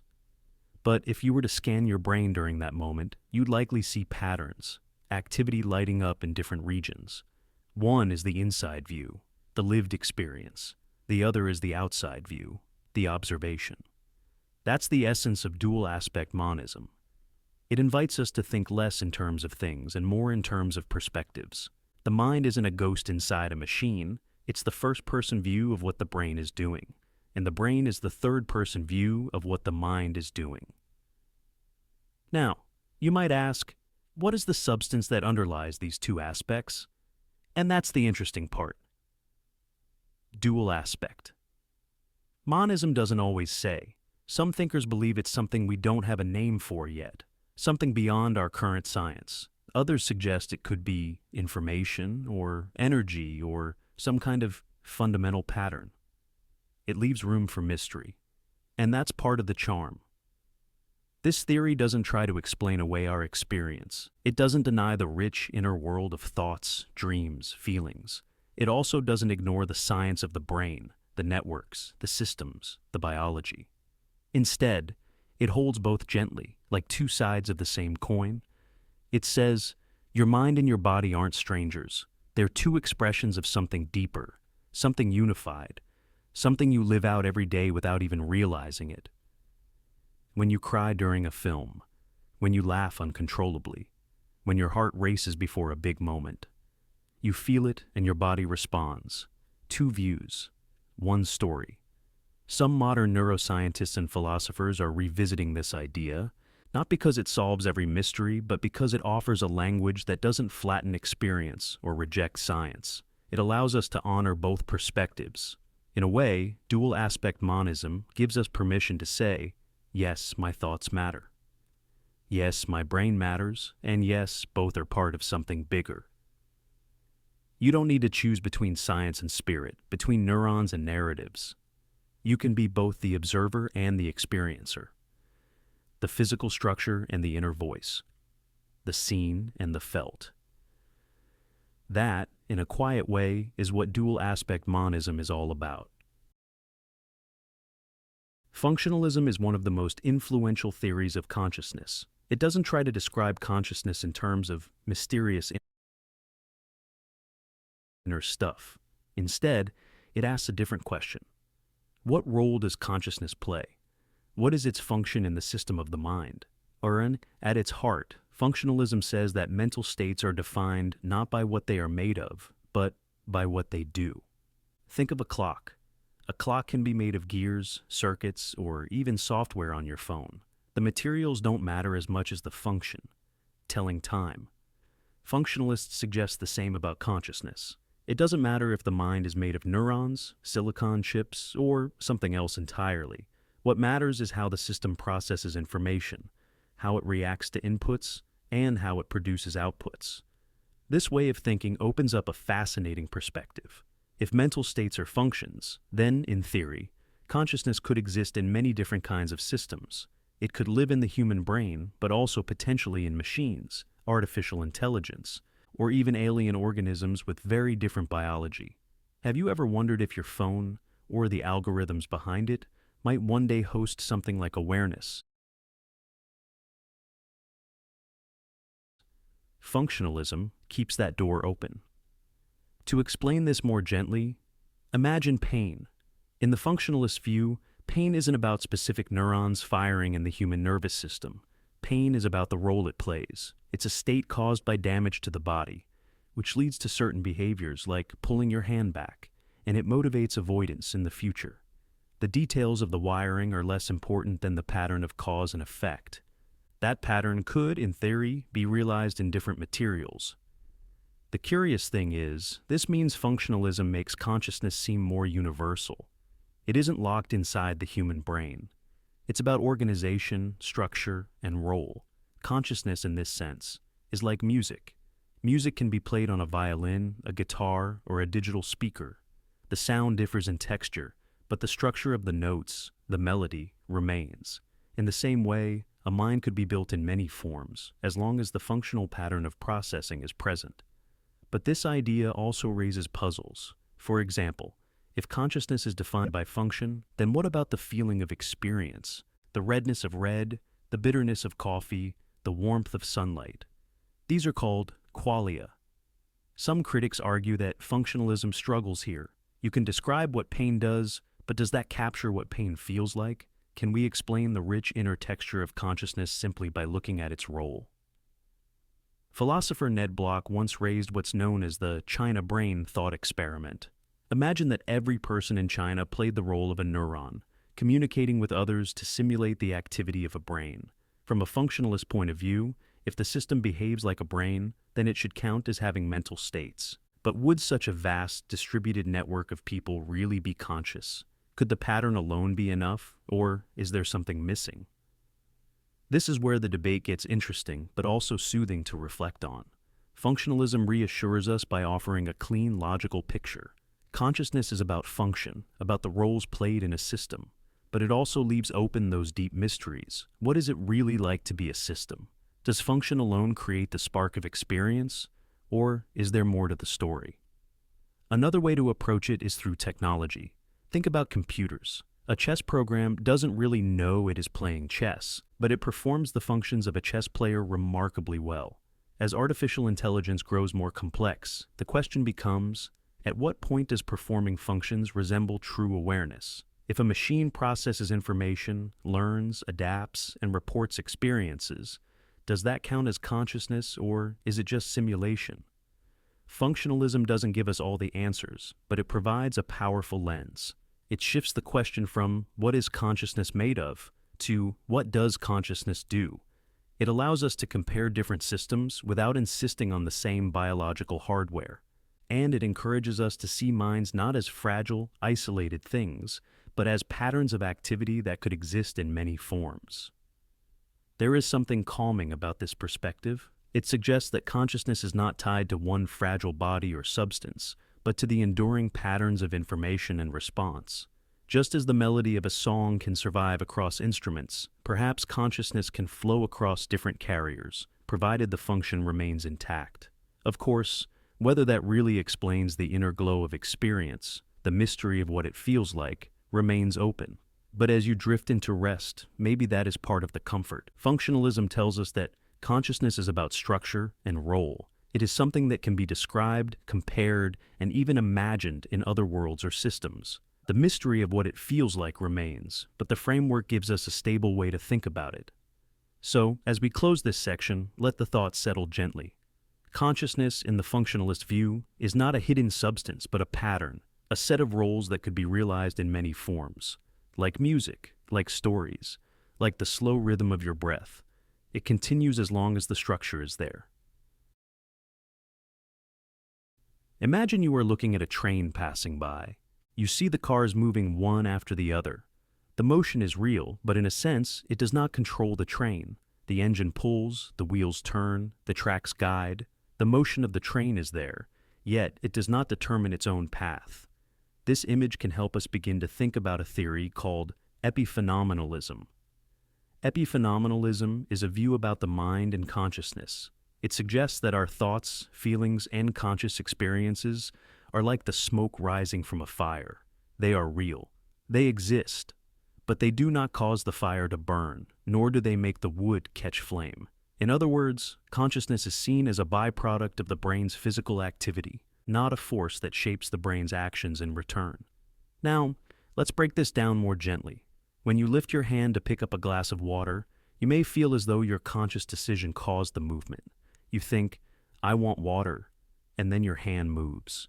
Epiphenomenalism challenges this common-sense picture. It says, your brain activity caused both the hand's movement and the conscious feeling of wanting water. The feeling comes along for the ride, but it does not push the hand to move. The cause is in the physical processes, not in the experience itself. Have you ever wondered why we sometimes feel like spectators in our own lives? This theory leans into that intuition. It paints a picture where consciousness is like the colors on the surface of a soap bubble, beautiful, real, and captivating, but not what holds the bubble together or makes it rise into the air. Of course, this can sound unsettling. After all, we usually like to think that our choices and decisions matter, that our conscious awareness directs our lives. But epiphenomenalism asks us to consider, what if consciousness is not the driver, but the passenger? What if the brain runs the show, while the mind simply observes? One way to make this less abstract is to think about a steam whistle on a train. The steam makes the train move, and it also blows the whistle. The whistle is a genuine sound, but it does not push the train forward. It is a side effect of the steam. Similarly, the brain's activity produces our conscious experience, but that experience does not feed back to guide the brain's machinery. Now, let's explore why some philosophers and scientists take this view seriously. Modern neuroscience has shown us again and again that brain activity can predict behavior before we are even aware of making a decision. In some experiments, patterns in the brain hint at which button a person will press several seconds before they consciously decide. If the brain is already at work before consciousness catches up, perhaps consciousness is more like an echo than a command. And now, still, the curious thing is that our conscious experience feels so central. We feel pain. We taste sweetness. We fall in love. These experiences do not feel like shadows.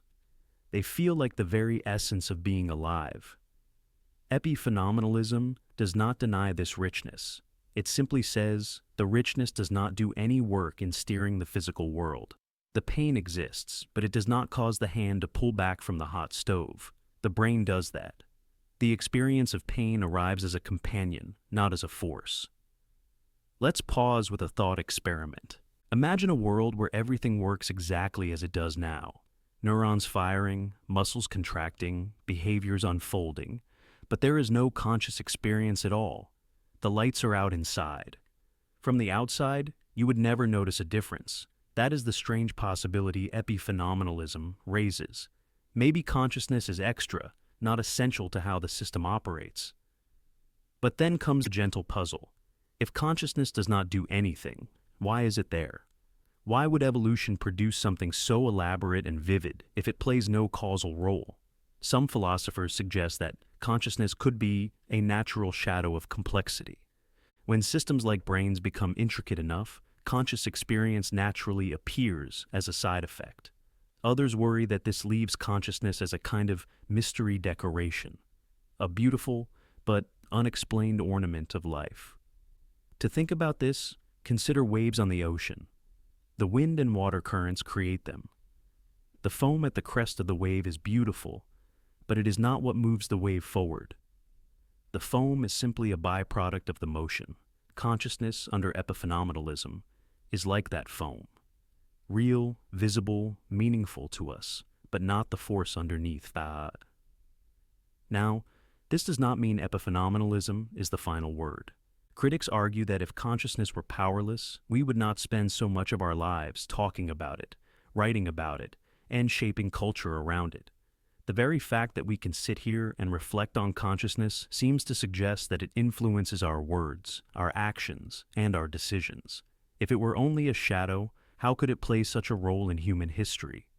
And so, the theory remains both fascinating and controversial. It invites us to look inward and ask, are we truly in control, or are we observers of a deeper, unseen machinery?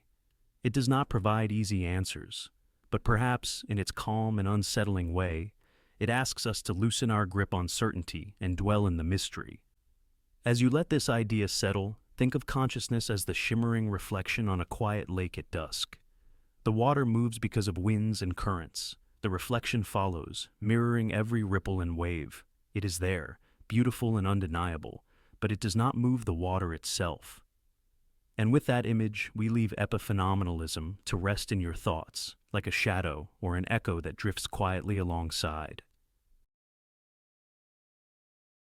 Now, we'll gently explore a perspective on consciousness that takes a very firm stance: strong reductionism. This view says that consciousness, our thoughts, our feelings, a sense of being, is nothing more than the physical processes happening inside the brain. To many, that might sound cold or mechanical, but it has its own kind of clarity, almost like looking at the mind through the lens of a watchmaker who sees only gears, springs, and the ticking of a clock. Strong reductionism rests on the idea that everything about our inner experience can, in principle, be explained by the activity of neurons and the chemistry of the brain. Imagine a complex machine with countless switches being flipped on and off in rapid sequence. According to this view, your joy when listening to music, your sorrow when remembering a loss, even the gentle curiosity you feel right now, all of it comes down to patterns of firing in nerve cells, orchestrated by biochemistry and thus shaped by evolution. It can feel a little unsettling. If we follow this reasoning, there is no extra spark, no mysterious soul-like force hovering above the body. There is only the body itself, running its intricate patterns. Have you ever wondered whether reducing consciousness to brain activity makes it less meaningful? Or does it perhaps give us a clearer, more grounded understanding of what we are? One of the main appeals of strong reductionism is its promise of precision. If consciousness is entirely the brain, then we should, in theory, be able to map every thought, every perception, every dream, to a specific physical process. Neuroscientists already take steps in this direction. They can scan a brain and see which areas light up when someone recognizes a face, or hears a familiar song, or feels pain. To the reductionist, this is not just correlation. It is identity. The activity in the brain is the experience itself. Nothing more is needed. Nandite. Think of it like heat. Long ago, people thought heat might be some invisible substance flowing in and out of objects. Later, science explained it as the motion of particles. Strong reductionists see consciousness the same way. Where earlier generations thought there might be something extra, a ghost in the machine, the reductionist says, no, there is only matter in motion, and that is enough. But here's the curious tension. Even if science shows us patterns of neural activity, it doesn't feel like that from the inside, does it? When you close your eyes and recall a childhood memory, you don't think, ah yes, neurons in my hippocampus are firing. You feel the memory, maybe the warmth of sunlight, the sound of laughter, the smell of something familiar. The reductionist view tells us that these rich inner experiences are identical to neural activity, yet, somehow, the translation from firing neurons to lived sensation still feels mysterious. Let's use a simple analogy. Imagine you're watching a movie on a screen. If you walked up very close, you'd only see pixels, tiny dots of color flickering rapidly. Step back, and suddenly you see faces, landscapes, and stories. Strong reductionism argues that consciousness is like that. At the smallest level, there are just neurons firing. Step back, and you see the larger picture, a conscious life filled with experiences. The claim is that these are not two different things. The picture and the pixels are one and the same. Some critics push back. They argue that explaining consciousness only through brain activity misses something essential, the felt quality of experience, what philosophers call qualia. The reductionist responds, perhaps qualia feel mysterious now, but so did heat or lightning before science explained them. Given enough progress, maybe the mystery will fade. There is also an existential angle. If consciousness is just the brain, what does that say about identity or the possibility of life after death? From this perspective, when the brain stops functioning, consciousness ceases. It's like switching off a computer. The processes stop, and so does awareness. For some, this feels stark and final. For others, it's liberating, a call to cherish the fragile, fleeting nature of experience. Think for a moment about dreams. When you dream, your brain creates entire worlds. In the reductionist view, these are nothing more than neurons firing in unusual patterns, recycling bits of memory and sensation. And yet, in the dream they feel so real. If the brain can produce such convincing experiences in sleep, perhaps it makes sense that our waking life, too, is simply another arrangement of brain activity, only more organized. Here's another image. Picture a vast symphony with countless instruments playing together. Every thought, every perception is like a note. Reductionism suggests there is no hidden composer outside the orchestra. The music is the orchestra. The consciousness is the activity of the brain, nothing added, nothing beyond. Of course, this is not the only perspective on consciousness, but strong reductionism has a certain calm, methodical appeal. It says, strip away mystery, strip away speculation, and look only at what is physical and measurable. What remains is enough. Consciousness is not floating above the body, it is the body. And yet, we are left with a quiet paradox. The very experience of contemplating reductionism, this gentle flow of thought right now, feels more than physical. It feels like something.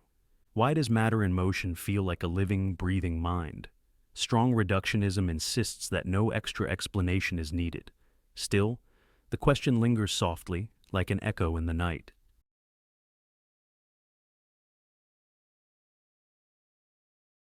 Weak reductionism is one of those concepts that tries to balance two extremes: the pull of science that wants to explain everything in terms of parts, and the pull of experience that tells us consciousness feels like something whole. It's like standing in a hallway between two doors.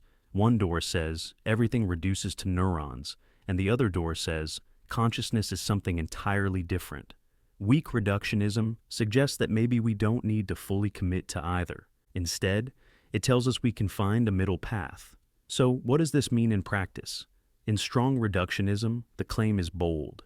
If you know everything about neurons, about brain chemistry, about the wiring of the nervous system, then you can, in principle, explain everything about consciousness. Your feelings of love, your memory of a summer evening, even your awareness of being aware, all of that, they say, collapses into chemistry. But weak reductionism doesn't go that far. It admits that consciousness has layers that can't simply be swapped out for neuron diagrams. Yes, mental states depend on the brain, but knowing the brain alone won't tell you the whole story. Imagine a novel. At one level, it's just ink on paper. If you zoom in enough, all you see are chemical arrangements of pigment. A strong reductionist might argue that the story is nothing but that. But when you read the novel, you encounter characters, emotions, plots. Weak reductionism would say, yes, the story depends on the ink, but the meaning of the story exists on another level that you can't get to by staring at molecules. Consciousness, in this view, works the same way. It's dependent on the physical brain, but it isn't fully captured by the language of physics. This perspective becomes even clearer when we think about mental states. Consider the experience of pain. Biologically, pain is a firing of nociceptors, signals traveling along nerves, the release of chemicals in the spinal cord. But the subjective quality, the way it feels to you, isn't the same as describing nerve activity. Weak reductionism says both perspectives matter. We can talk about the biology and the lived experience without collapsing one into the other. There's something reassuring about this. It means we don't have to choose between hard science and human experience. Instead, we recognize that science describes one layer and our lived first-person perspective describes another. They overlap, but they don't erase each other. Think of it like music. The sound waves can be measured. The physics of vibration is precise. But when you listen to a symphony, you don't just hear frequency patterns. You hear something moving, something expressive. Weak reductionism suggests we should respect both the measurable and the meaningful. Philosophers often place weak reductionism in contrast with eliminativism. Eliminativists argue that many of our mental concepts, beliefs, desires, emotions, will eventually be thrown out once neuroscience advances. Weak reductionists resist that. They say, no, these concepts are still useful. They describe phenomena that neuroscience alone doesn't capture. Even if we map the brain with perfect clarity, the language of psychology will still matter. It's not a mistake. It's another layer of reality.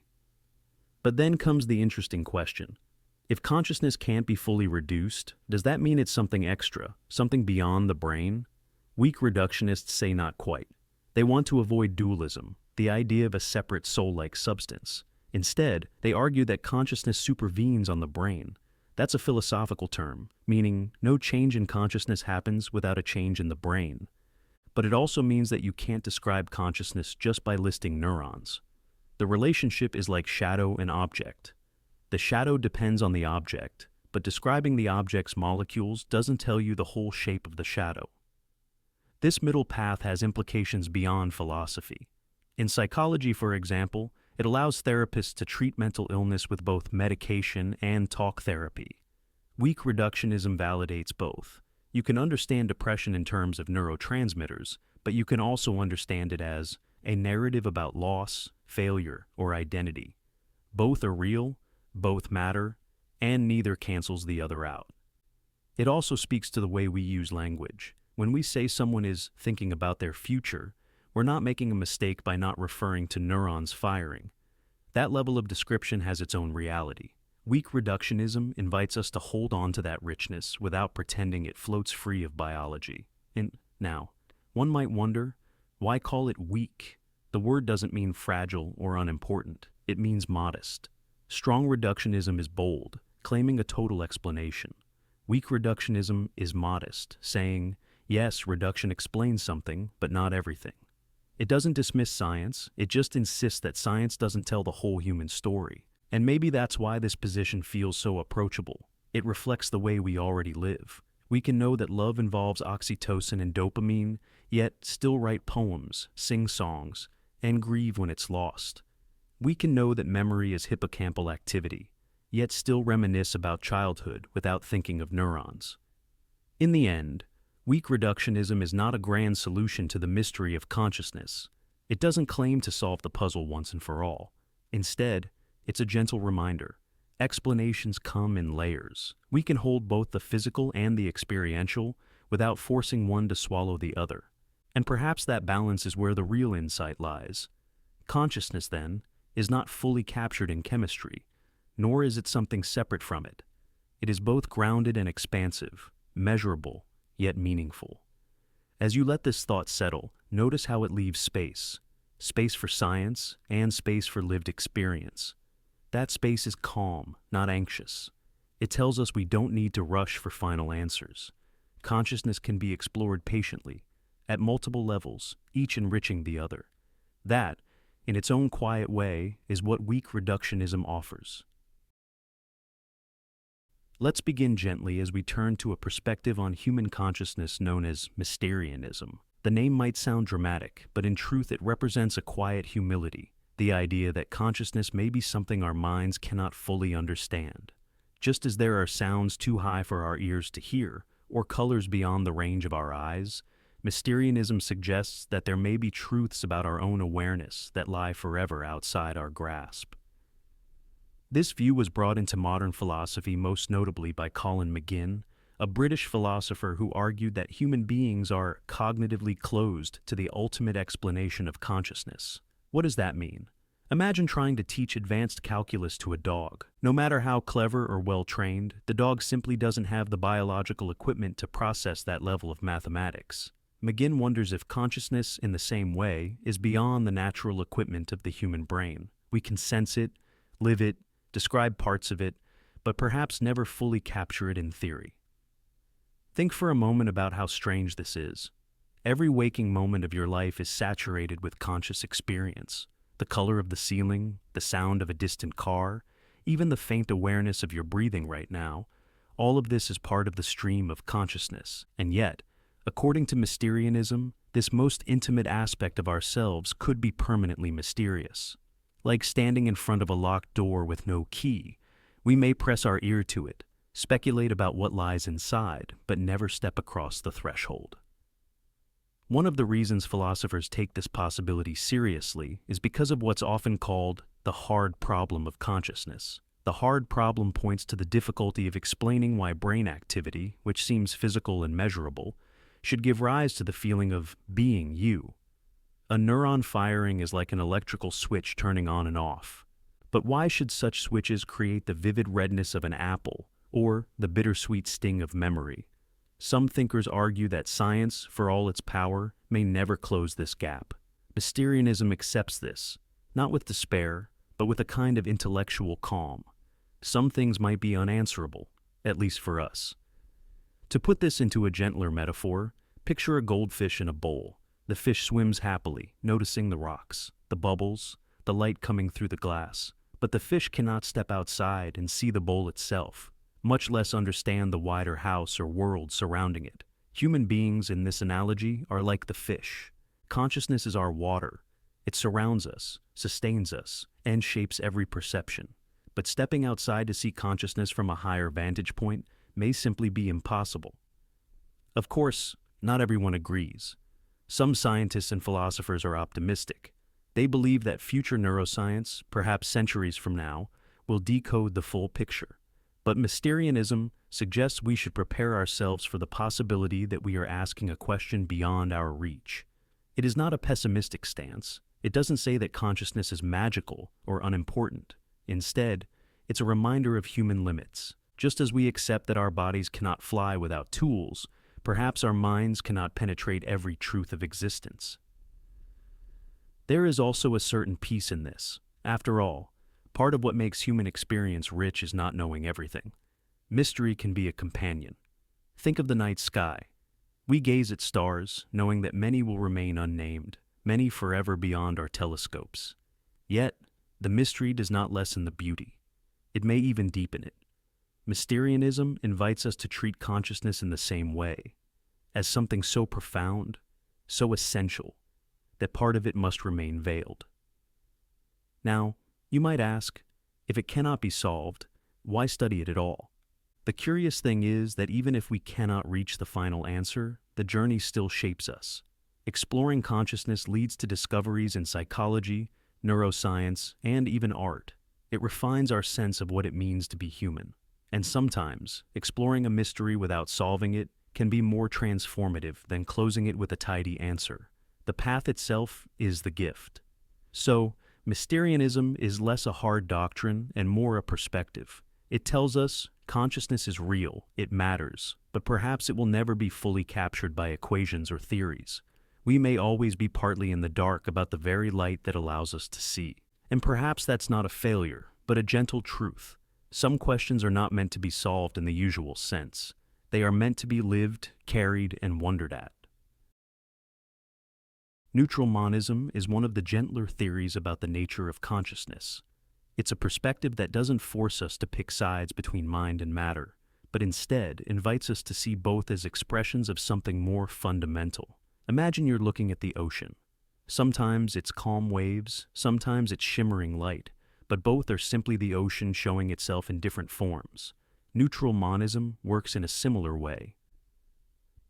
At its core, Neutral monism suggests that the world is not divided into two separate substances, mental and physical, but rather built from a single kind of neutral stuff.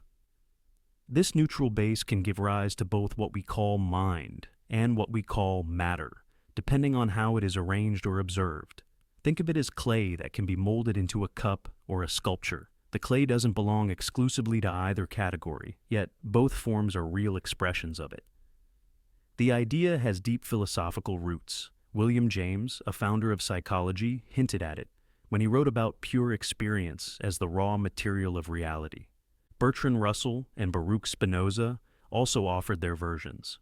Russell argued that the true nature of the physical world is not entirely captured by physics, and that consciousness may not be a separate thing, but another way of organizing the same underlying neutral material. Spinoza, centuries earlier, spoke of a single substance that could be thought of both as mind and as body, two sides of one coin. Neutral monism inherits from both of these traditions. Have you ever wondered why it feels so hard to bridge the gap between the brain, with its billions of neurons firing electrical impulses, and the private experience of pain, joy, or color? This difficulty is often called the hard problem of consciousness. Dualism, which says mind and body are different kinds of stuff, leaves us struggling to explain how the two interact. Materialism, which claims everything reduces to matter, often leaves subjective experience feeling like an afterthought, a shadow cast by physical processes. Neutral monism takes another path. It says, the reason the connection feels mysterious is because we're starting from the wrong assumption, that there are two fundamentally different things. Instead, it offers us one underlying field, neutral in character, which can be organized as mental or physical depending on perspective. Let's use a simple analogy.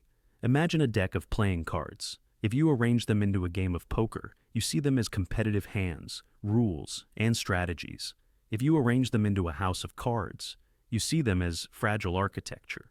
The cards themselves don't change, but the pattern gives rise to different realities. In the same way, the neutral stuff of the universe can manifest as physical matter when arranged one way, and as conscious experience when arranged another way. One of the calming aspects of neutral monism is that it softens the tension between competing theories. It doesn't demand we abandon the scientific study of the brain, nor does it dismiss the richness of inner life. Instead, it suggests they may both be doors into the same room. Consciousness is not reduced away, nor is matter denied. It's all variations of one substance, viewed from different standpoints. Some philosophers describe this as double aspect theory, where the same thing can be understood through two lenses. Others prefer neutral elements, tiny building blocks that can combine into both mental and physical phenomena. There is, of course, a challenge. If the world is made of neutral stuff, what exactly is this stuff? Calling it neutral simply tells us what it is not. It is not exclusively mental, nor exclusively physical. But defining what it is remains elusive. Some describe it as experience, some as information, others as something even more abstract. In this way, neutral monism remains more of a guiding compass than a completed map.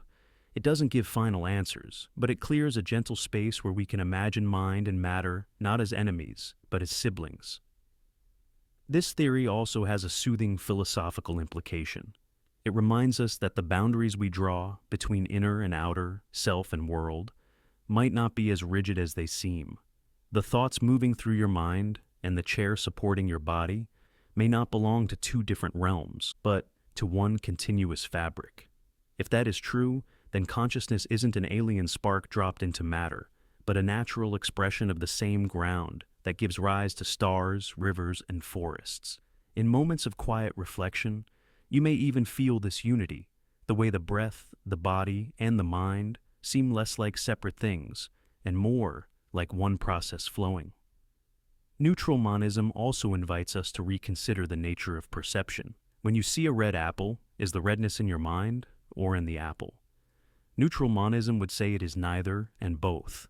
The experience of redness arises from the meeting of neutral stuff arranged in one pattern, your nervous system, and neutral stuff arranged in another, the apple's surface reflecting light. The color is not hidden inside your mind or painted onto the apple. It is the way the neutral ground expresses itself at that intersection. This view can feel strangely calming because it lessens the sharp divide between subjective and objective, between in here and out there. Some modern thinkers connect neutral monism to physics and information theory. They wonder if what we call neutral stuff could be related to the fundamental patterns described by quantum theory, or the flow of information in a system.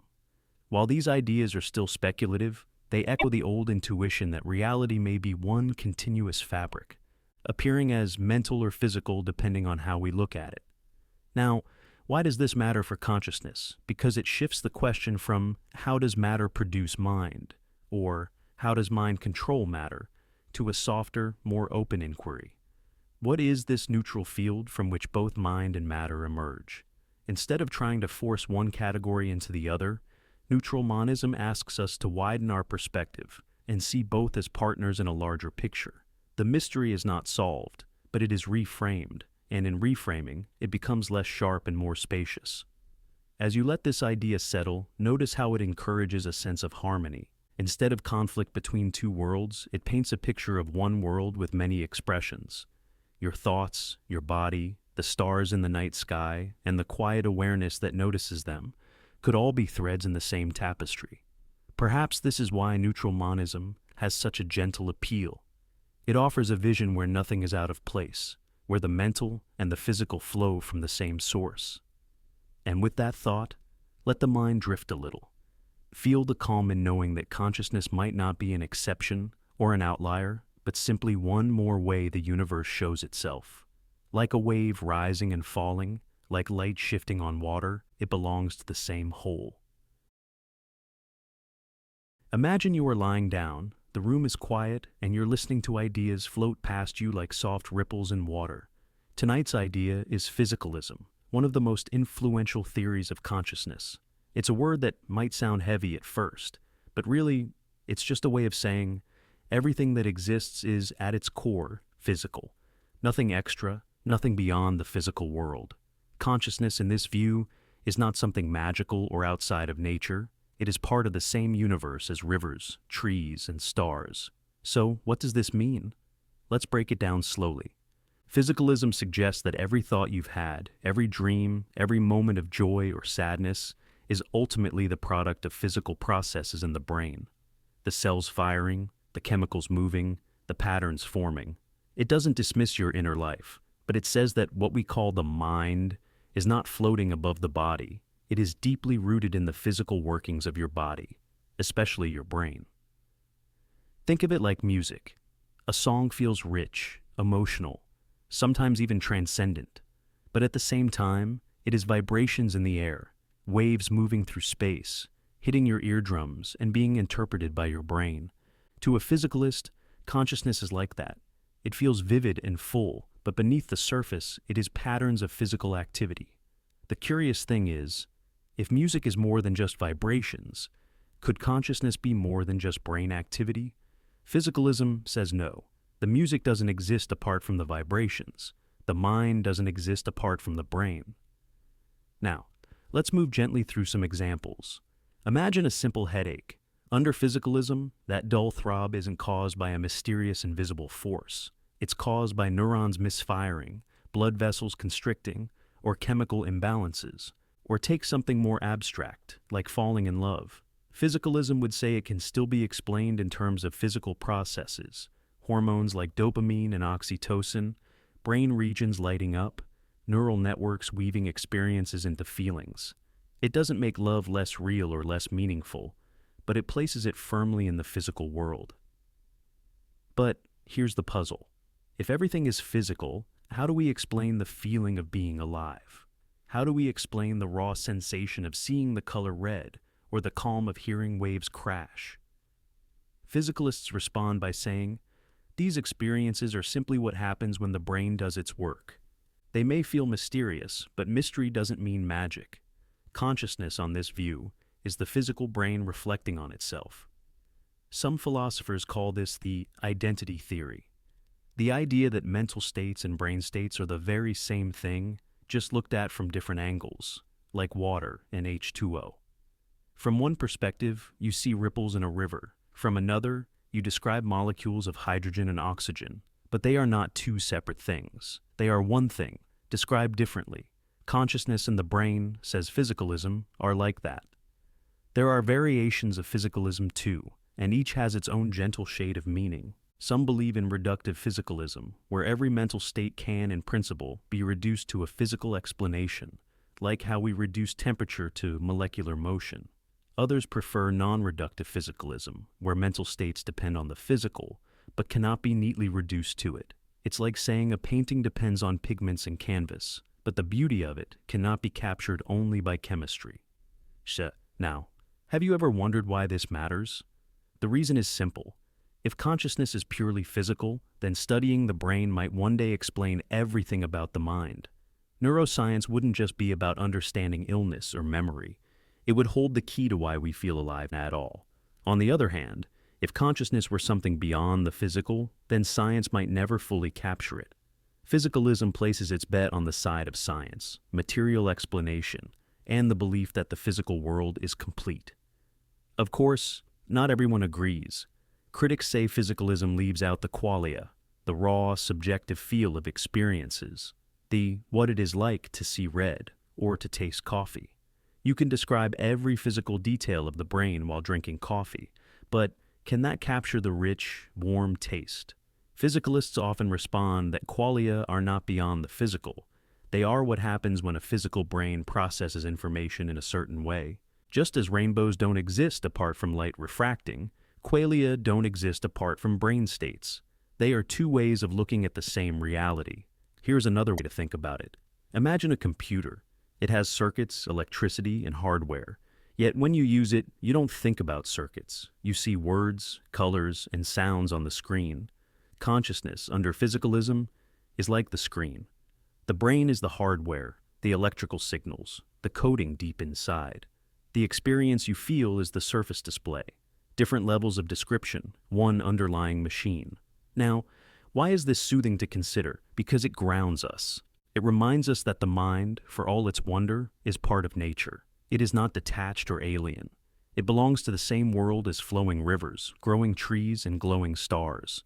The mystery of your inner life is not something outside of reality. It is reality, looked at from within. And that thought, for many, brings a quiet sense of belonging. To close this section, let's return to the image of water. The river flows. You see ripples. Beneath, molecules shift and move. The two views are one, so too with consciousness in the brain. Whether you call it a thought, a feeling, or a surge of neurons, physicalism says it is one continuous reality. No need to choose between magic and matter. It is matter, arranged in the most astonishing way, that gives rise to you. The Dehaene Changeux model is one of the most influential attempts to describe how consciousness arises in the brain. It is not a story of mystical sparks or hidden energies, but of neurons working together in a very particular way. Picture it as a kind of orchestra, where countless small players contribute quietly. But sometimes, when enough instruments synchronize, the music swells into something that fills the entire hall. That is the essence of this model, how scattered activity in the brain can suddenly become global, and with that shift, awareness emerges. The model was first proposed by Stanislas Dehaene and Jean-Pierre Changeux, two French neuroscientists who wanted to explain consciousness not as something vague, but as something measurable and testable. They called it the global neuronal workspace theory, and it is built on the idea that the brain has a workspace, much like the desktop on your computer. Many programs run quietly in the background, unnoticed, but when one program is selected and opened in full view, it becomes available to all the other systems at once. In human terms, that is what it means for a thought, a sensation, or a memory to become conscious. Think of the brain as a bustling city at night. Many neighborhoods glow softly with their own lights. A bakery is baking bread. A train is rushing past in the distance. A quiet group talks in a cafe. Most of this activity remains local, contained within its small corner. But then, a sudden event, say a fireworks show in the main square, draws everyone's attention. Lights spread across the skyline, voices turn toward the same spectacle, and in that moment, the city feels united. The Dehaene Changeux model suggests consciousness works in a similar way. Most brain activity is local and unconscious, but when information is amplified and broadcast across a network of neurons, it becomes the focus of awareness. Now, how does this happen inside the brain? The model proposes a set of specialized neurons with long-range connections, like highways linking distant neighborhoods. When enough activity converges and crosses a certain threshold, these highways ignite. The information is no longer trapped in one corner. It is broadcast across the network. This ignition is the turning point, the moment when something becomes conscious. Before ignition, it is like a whisper in a crowded room. After ignition, it is like a voice speaking through a microphone, heard by all. One striking aspect of this model is how it explains the difference between conscious and unconscious processing. For example, when you glance quickly at a word on a screen, your eyes and visual system may process it. But if the signal fades too fast, it never crosses into consciousness. You never truly see it, even though your brain briefly registered it.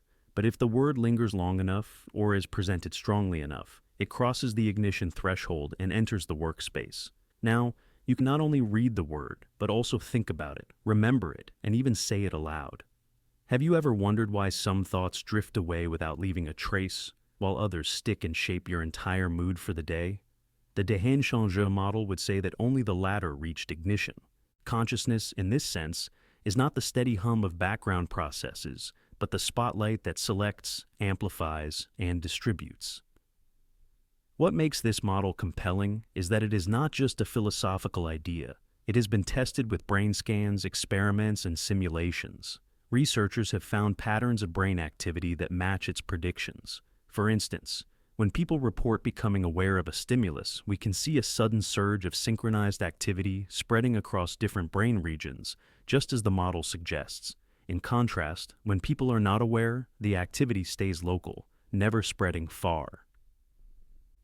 There is also a fascinating link to working memory. Consciousness allows us to hold something in mind long enough to use it, whether to solve a problem, recall a name, or plan a sentence.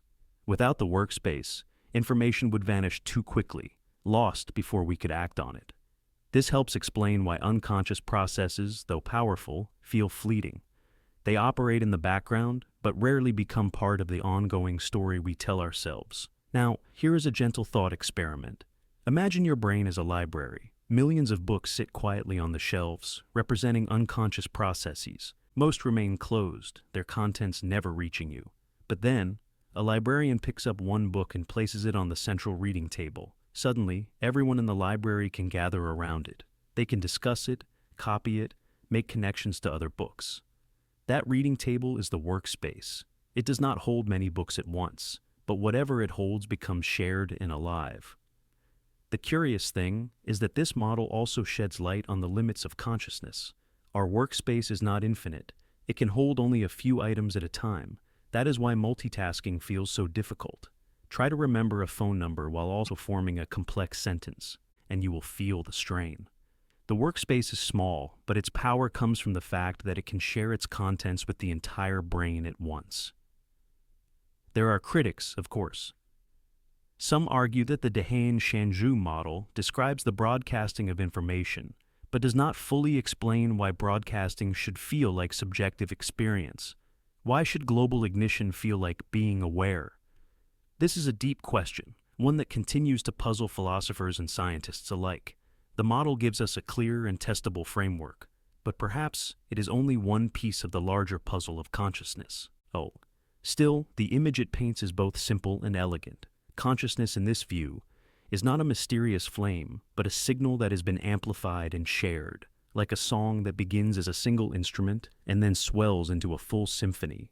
Awareness emerges when scattered notes are drawn together into a unified performance. As you let this image settle in your mind, notice how it mirrors your own experience. Thoughts come and go, some fading unnoticed, others catching hold and spreading through your awareness. Your mind, in this very moment, is selecting and amplifying certain ideas, placing them on its central stage. And as you drift closer to sleep, the ignition quiets. The workspace dims. Consciousness itself loosens its grip until it folds back into the silent hum of unconscious activity. As we close this video, let's take this gently. as if settling into a quiet story for the evening. The dendritic integration theory is one of those ideas in neuroscience that feels almost poetic once you slow down with it. At its heart, it suggests that the tiny branches of our brain cells, those delicate extensions called dendrites, do more than simply pass information along like wires. Instead, they shape, filter, and combine the signals they receive, almost like a tree catching drops of rain and channeling them in different directions. This process of integration is thought to play a central role in how consciousness itself might emerge. Imagine standing under a large tree during a soft rain. Each leaf catches drops, and the branches guide them, merging trickles into streams before they finally flow down the trunk. The dendritic integration theory imagines our brain in a similar way. Each dendrite receives signals, not from rain, but from other neurons. These signals aren't just collected passively. The dendrites can amplify, suppress, or even transform the signals before they travel onward. By the time the information reaches the main part of the neuron, it has already been shaped by countless tiny calculations happening in those branches. What makes this so fascinating is that it shifts our view of the brain from being a machine of simple relays to something much more dynamic. Rather than neurons being like light switches turning on and off, dendritic integration shows that each neuron may actually be performing complex computations within itself. And if billions of neurons are doing this, the picture of the brain becomes a dense forest of micro-calculations, constantly weaving together patterns of activity. Could this forest be where consciousness hides? The curious part is that dendrites aren't all the same. Some are long and slender, others are short and bushy, and their shape influences how they process information. A bit like how the design of a musical instrument shapes its sound. A violin string vibrates differently from the hollow body of a drum, yet both produce meaningful music. In the same way, different dendritic structures may produce different textures of brain activity. This could help explain why certain regions of the brain specialize in vision, language, or memory. The structures themselves guide how information is integrated. Now, if we think of consciousness as the experience of unified awareness, the way sights, sounds, feelings, and thoughts come together, it's not hard to see the appeal of this theory. Dendrites take signals from multiple sources and merge them. The act of integration might be a small echo of what consciousness does on a larger scale, weaving many fragments into a single stream of experience. Have you ever wondered how you can listen to music, remember a memory, and feel an emotion all at the same time? Dendritic integration offers a biological hint. Perhaps it is in the branches that these streams first learn to flow together. There is also a sense of timing here. Dendrites don't just care about what signals they receive, but when they receive them. Two signals arriving close together in time can have a stronger effect than signals spaced apart. This sensitivity to timing makes dendrites less like simple collectors and more like attentive listeners, aware of rhythm and sequence. Think of how an orchestra creates harmony, not just by playing notes, but by keeping them in time. Consciousness may depend on this subtle timing of signals across dendrites, allowing the brain to bind events into a coherent flow rather than a scattered set of notes. Researchers sometimes describe dendrites as tiny decision makers. They don't decide in the sense of choosing between pizza and pasta, but they do decide whether a signal is strong enough, important enough, or timely enough to pass on. In this way, dendrites filter noise from signal, helping the brain focus. Without this, consciousness might dissolve into static. You could think of dendrites as the gentle curators of experience, choosing which whispers of the nervous system become part of the larger story unfolding in awareness. Of course, the theory is still being explored. Consciousness is slippery, and no single explanation has captured it completely.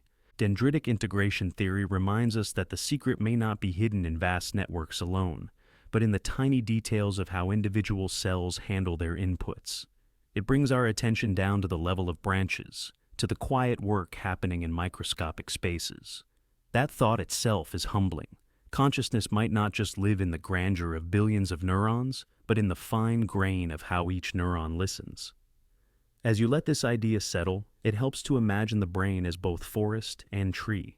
From a distance, it is a living network, buzzing with energy, but up close, In each dendrite, there is a quiet act of listening and combining, like raindrops sliding down leaves. Each small integration may not feel like much, but together they create the possibility of a vast and continuous awareness. The curious thing is, perhaps our sense of self is not something built in one place, but something that emerges from countless tiny branchings, merging signals moment by moment.